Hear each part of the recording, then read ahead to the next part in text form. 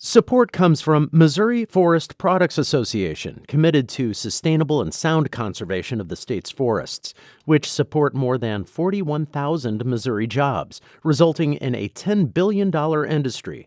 ChooseWood.com. This is St. Louis on the Air from St. Louis Public Radio. I'm Elaine Cha. If you're listening to this and this happened to you, we would love to hear from you.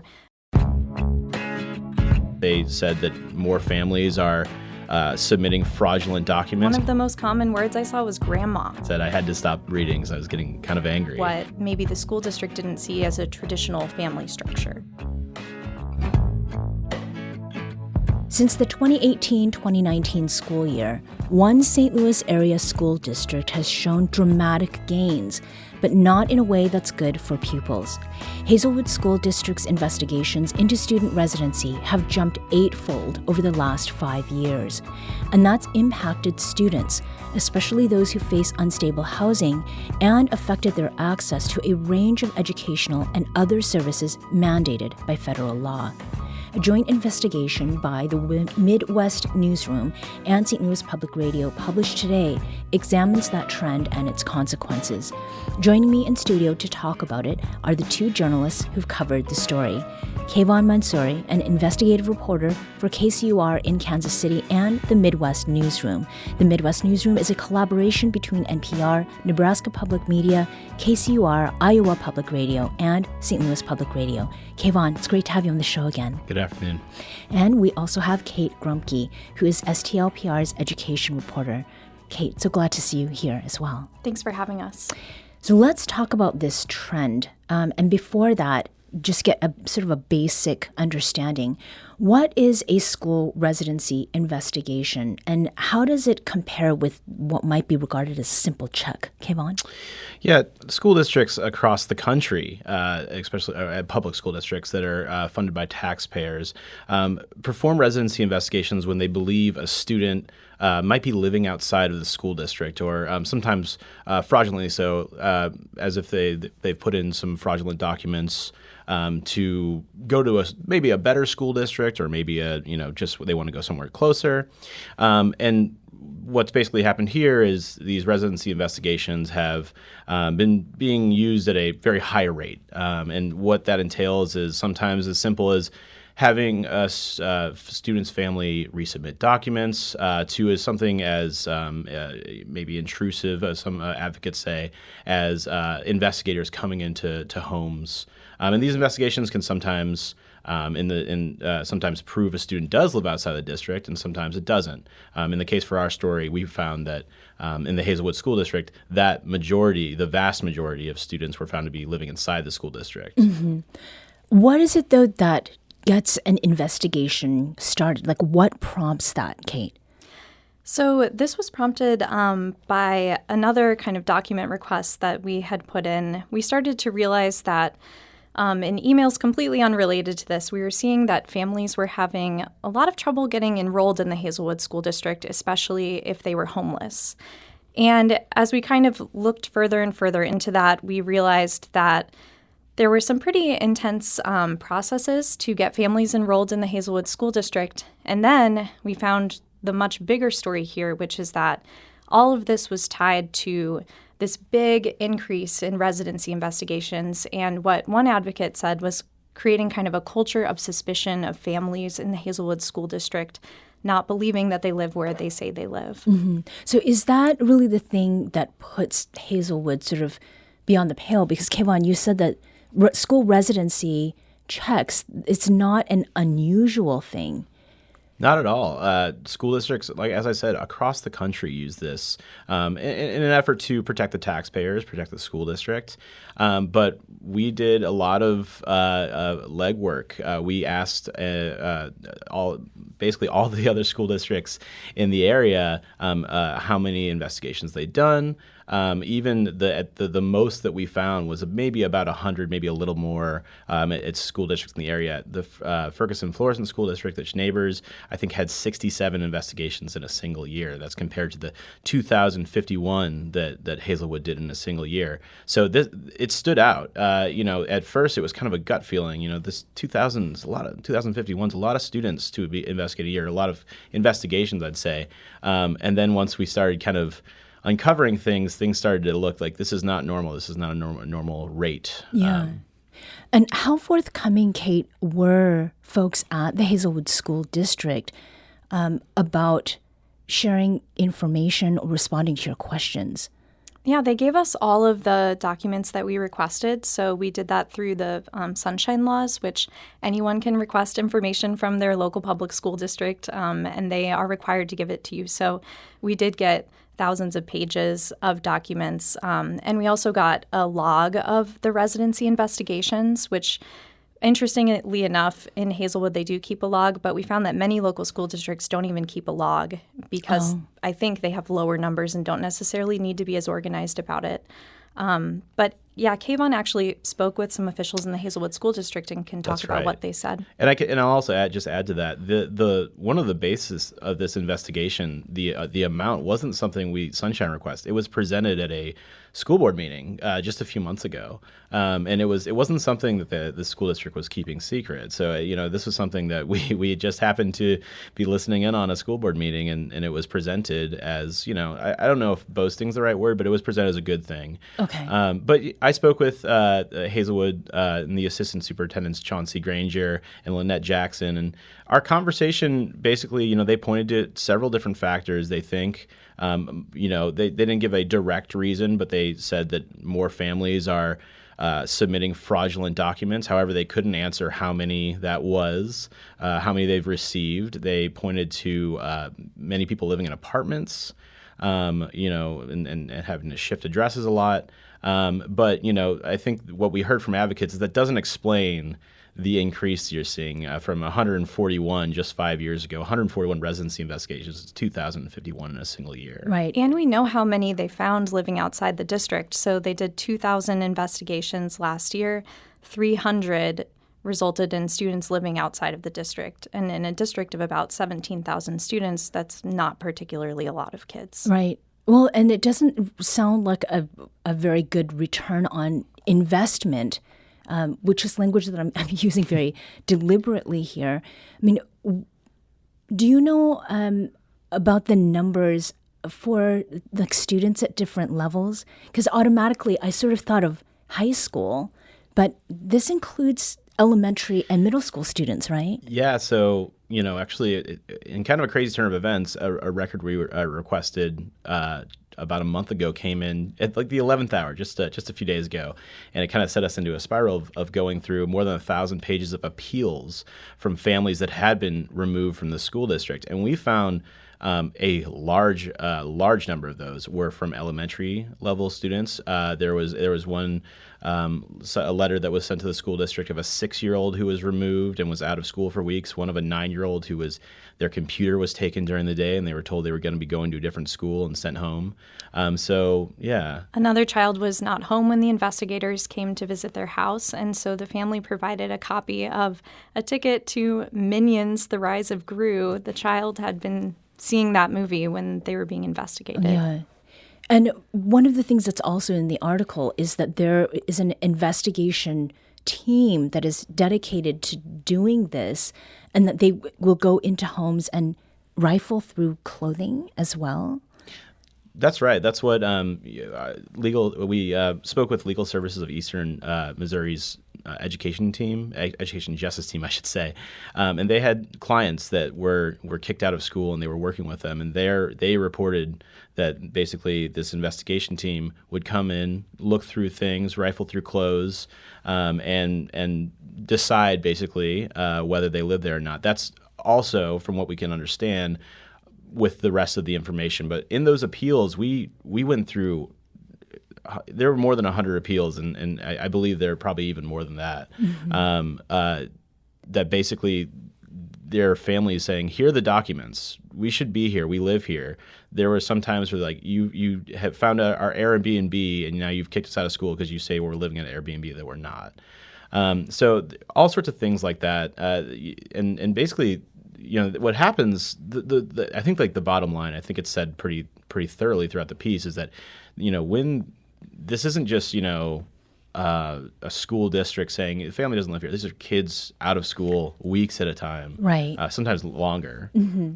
And we all learned what that can do to a kid during the pandemic. We all saw what it meant for education when kids were at home and not in class, and that's what's happening in the district right now. Mm-hmm.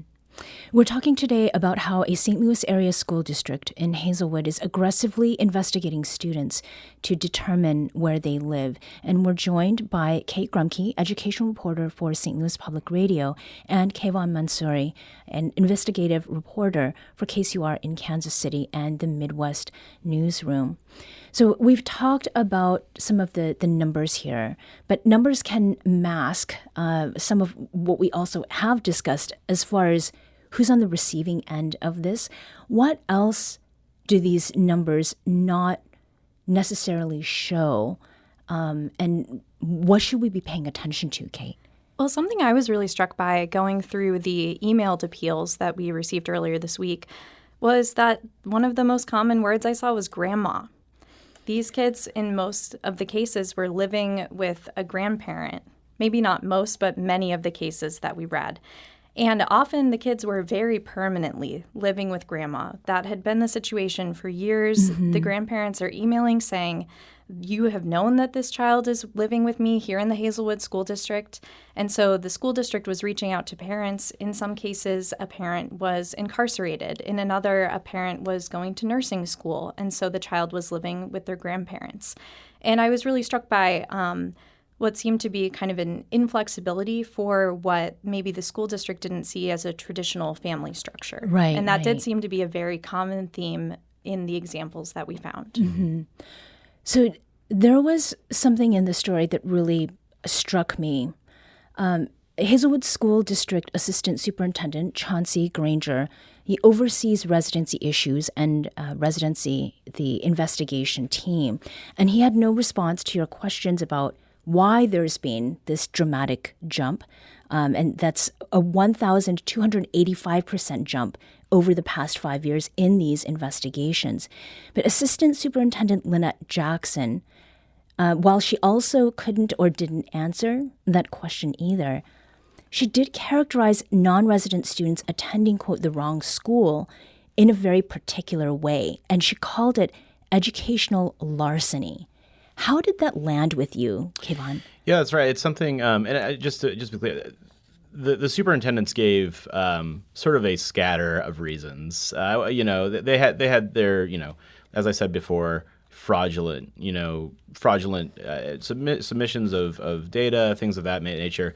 But in the grand scheme, there was no direct reason. But educational larceny, that was a moment in that interview that struck me as kind of odd, and I think it's something that Kate and I agreed, and our editors agreed, that was an interesting way. I think in a lot of other stories that I've read about that it's typically called residency fraud. So educational larceny is a little bit of a different tone, but it was it struck me as kind of interesting to be treating, saying students are stealing, basically. Right. And especially to say that about when there's such a low rate of success with these investigations, mm-hmm. and without being able to provide any number of how many fraudulent documents were put forth, it just didn't add up. Right. Who is stealing? How many people are stealing? There's just that data wasn't there, and it struck me, and it's definitely stuck with us throughout the reporting. Yeah,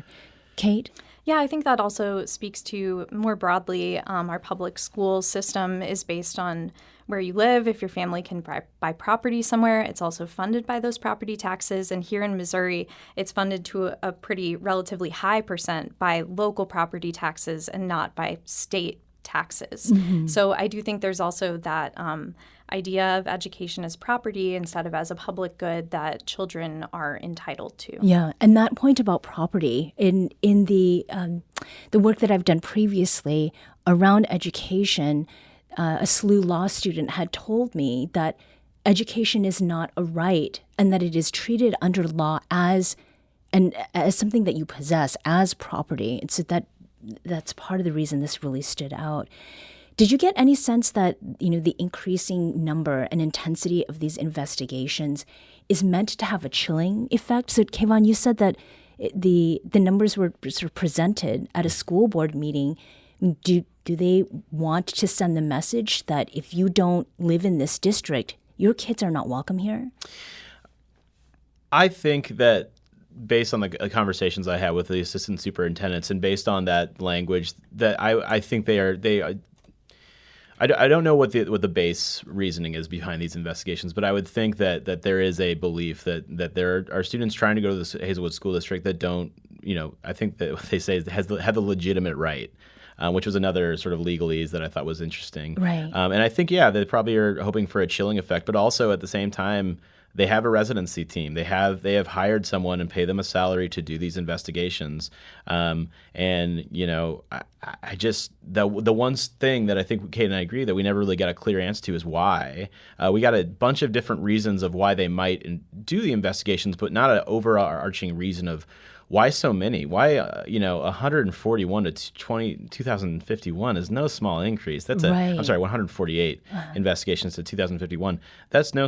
I mean, that is a lot, and I believe it's roughly 12% of the entire enrollment of Hazelwood School District. So, and I think we saw that I think a roughly 300 children were found living outside the school district. Well, there were well more than 100 appeals that we found just in the past year, and we wonder. And I think Hopi Fink, the attorney we spoke with at Legal Services of Eastern Missouri, also wonders how many kids aren't getting the help and just are out. I think she said something that really struck me during our interview. She said, you shouldn't need an attorney to stay in school. Mm-hmm. And if you live in the Hazelwood School District and they disenroll you, it would be actually residency fraud to go to a different district. Mm-hmm. So then your options are You're just stuck. gone. And in those appeals, we saw the pleading and the frustration from these families. My child has been out of school for a month.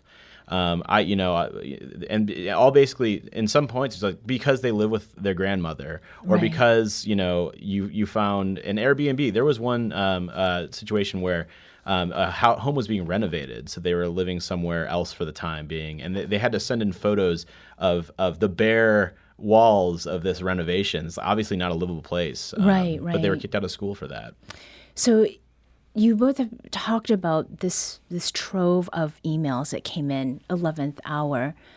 One of the things that it stood out to me in listening to the story is that I didn't hear the voices of people who've been directly impacted, that is, like students and their families, whether it's grandparents or other caregivers or guardians.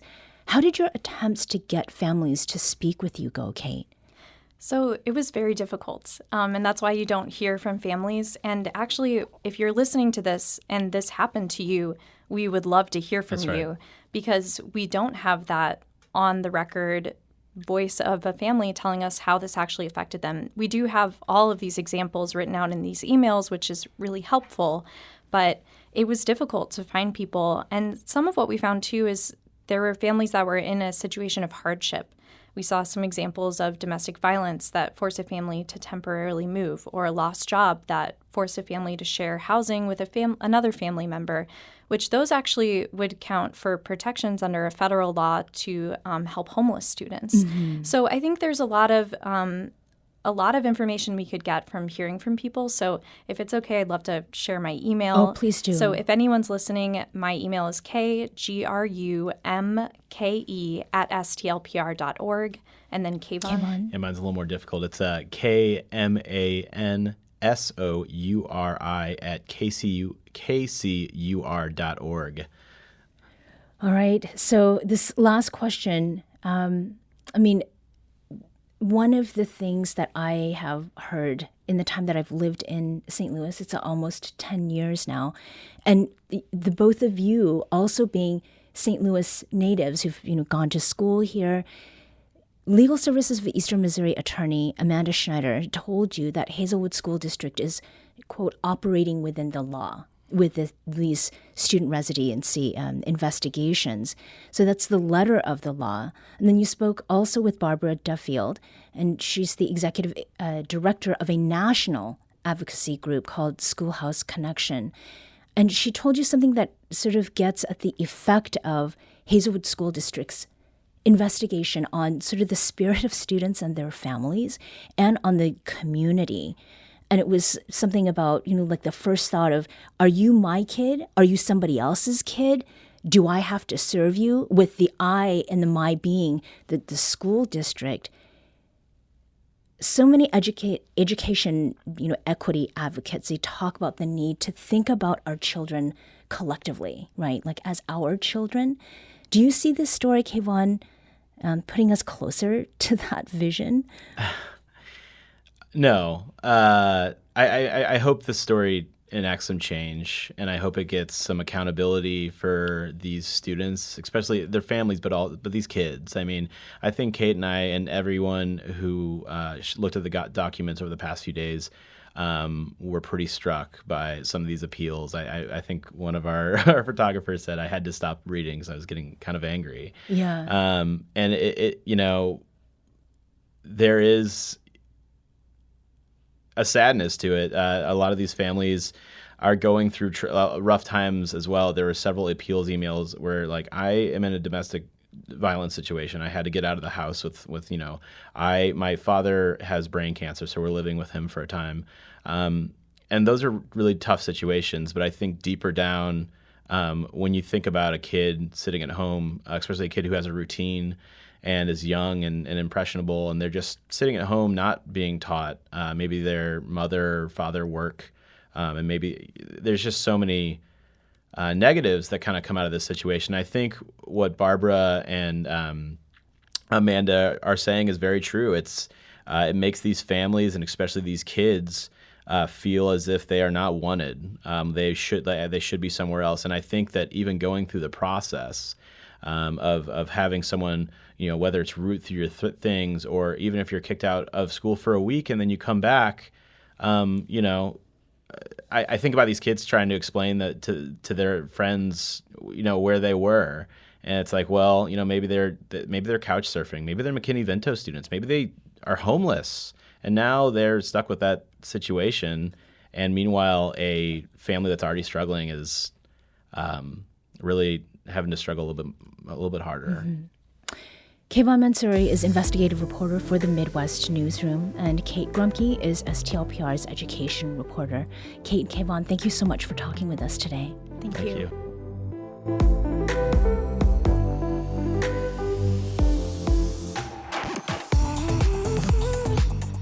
If you have a Hazelwood student residency investigation story to share with Kate and Kayvon, you'll find their email addresses at the bottom of their piece.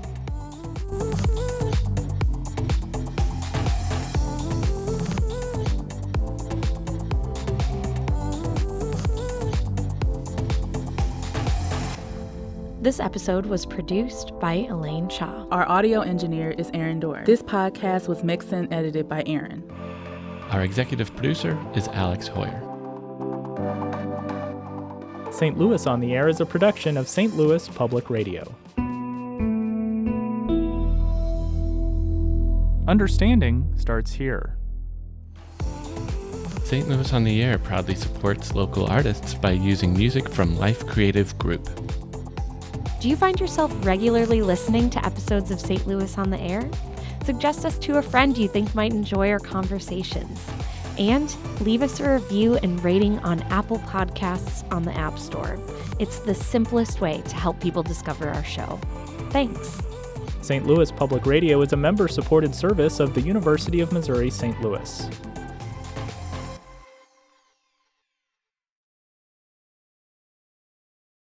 Support comes from the Missouri Forest Products Association.